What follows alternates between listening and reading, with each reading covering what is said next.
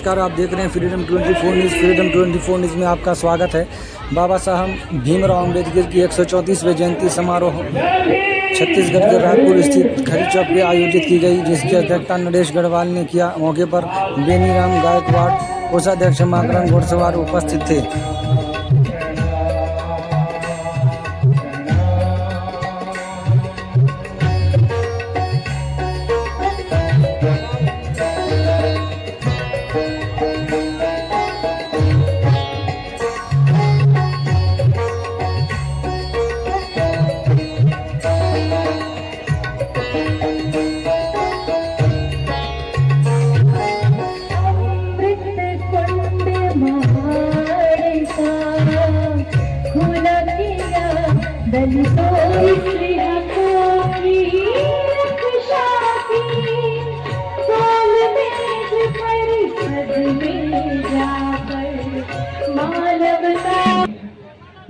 विधानसभा अध्यक्ष छत्तीसगढ़ माननीय श्री ओपी चौधरी जी, वित्त मंत्री छत्तीसगढ़ शासन, माननीय श्री दयादास बघेल जी, खाद्य मंत्री छत्तीसगढ़ शासन, माननीय श्री रामविचार नेताम जी, आदिम जाति विकास मंत्री छत्तीसगढ़ शासन, माननीय श्री केदार कश्यप जी, वन जल संसाधन मंत्री छत्तीसगढ़ शासन, माननीय श्री डॉक्टर चरणदास महंत जी, नेता प्रतिपक्ष छत्तीसगढ़ विधानसभा, माननीय श्री भूपेश बघेल जी, पूर्व मुख्यमंत्री छत्तीसगढ़ शासन, माननीय श्री ब्रिजमोहन अग्रवाल जी, सांसद रायपुर लोकसभा, माननीय श्रीमती मीनल चौबे जी, महापौर रायपुर नगर निगम, माननीय श्री राजेश मड़त जी, विधायक रायपुर पश्चिम, माननीय श्री पुरंदर मिश्रा जी, विधायक रायपुर उत्तर, माननीय श्री सुनील है।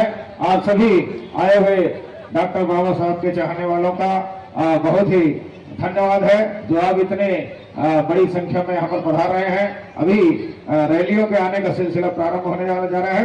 गाड़ा समाज के श्री रघुचंद निहाल जी के साथ आए समस्त गाड़ा समाज के लोगों का सार्वजनिक जयंती समारोह समिति स्वागत करती है, अभिनंदन करती है। सुरेश प्रकाश रामटेके जी, जहाँ कहीं भी मंच पर आके हुए हमारे आज के अतिथि है। वैसे ही हमारे अतिथि रायपुर जिला अध्यक्ष भारतीय बौद्ध महासभा के श्री प्रकाश रामटेके जी अपना स्थान ग्रहण करेंगे। वैसे ही श्री भोजराज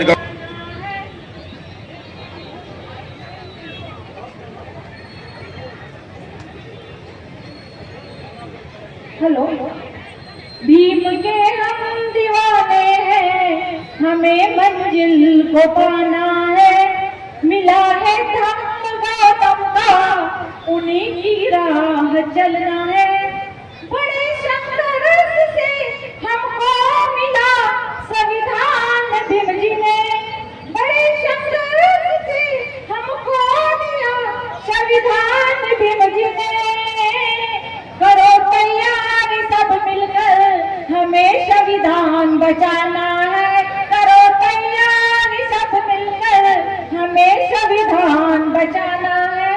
आज हम देख रहे हैं बोधगया में जो महाबोधि मुक्ति आंदोलन में भंते जी बैठे थे और किस तरह पुलिस ने बर्बरता के साथ उन्हें उठा के ले गए। उस शब्द बुद्ध की पावन धरा पर ये निर्लज्जता कैसी, बुद्ध की पावन धरा पर ये निर्लज्जता कैसी, जहाँ मानवता पलती हो वहाँ ये दूरियां कैसी, जहाँ मानवता पलती हो वहाँ ये दूरियां कैसी। हमें स्वाभिमान के खातिर समर्पण देह करना है, हमें स्वाभिमान के खातिर समर्पण देह करना है। हमें महाबोधि बचाना है। बुद्ध की धम्म की गाथा शील करुणा सिखाती है, बुद्ध के धम्म की गाथा शील करुणा सिखाती है। फूले के जय घोष की क्रांति हमेशा।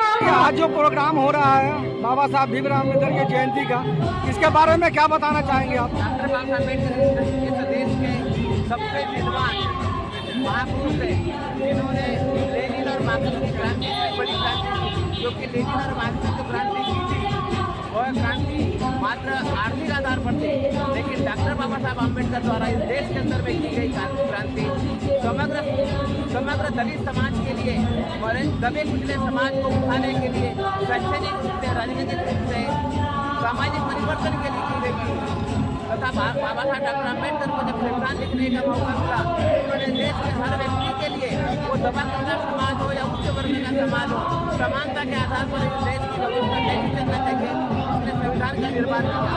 महिलाओं के उद्धार के लिए उन्होंने अधिकार दिए, विभिन्न अधिकार जैसे कि नौकरी पेशा के लोगों को, महिलाओं को सिर्फ 8 घंटे नौकरी करना पड़ता है, पहले 12 से 18 घंटे नौकरी करना पड़ता था। महिलाओं को प्रस्तुति का जो अधिकार मिला है, जिसके आधार पर वो अपने बच्चों के पालन पोषण के लिए छुट्टी मिलती है।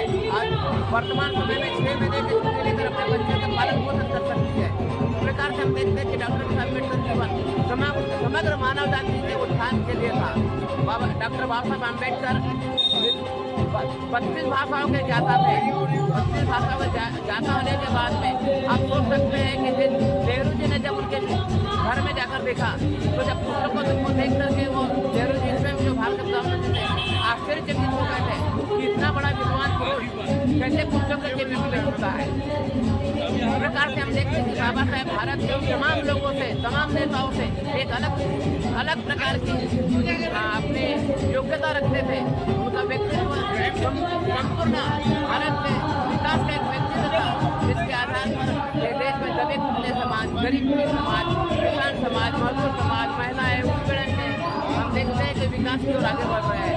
आज भारत एक ऊंचाई पर चल रहा है, जिसके बाद डॉक्टर बाबा साहब अम्बेडकर की महान देन है, क्योंकि उनके द्वारा लिखित संविधान के आधार पर इस देश के विकास का ढांचा खींचा जा रहा है। सरकारें कही है, सरकारें आएगी जाएगी, लेकिन भारत का संविधान उस महान को मजबूर था, जानवरों से भी ज़्यादा गरीब जिंदगी जी रहा था। वो समाज आज अपने वोट के आधार पर सरकार बनाने का मादा रखता है।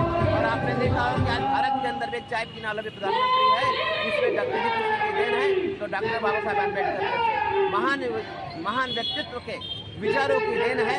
एक मजदूर भी सांसद बनता है, विधायक बनता है, मंत्री बनता है, प्रधानमंत्री बनता है। आपने देखा हो कि भारत की एक महिला जो बहुत ही गरीब थी, वे भी राष्ट्रपति जैसे उच्च पद पर सुशोभित हो रही है। ये डॉक्टर बाबा साहब अम्बेडकर जी। क्या नाम हुआ आपका?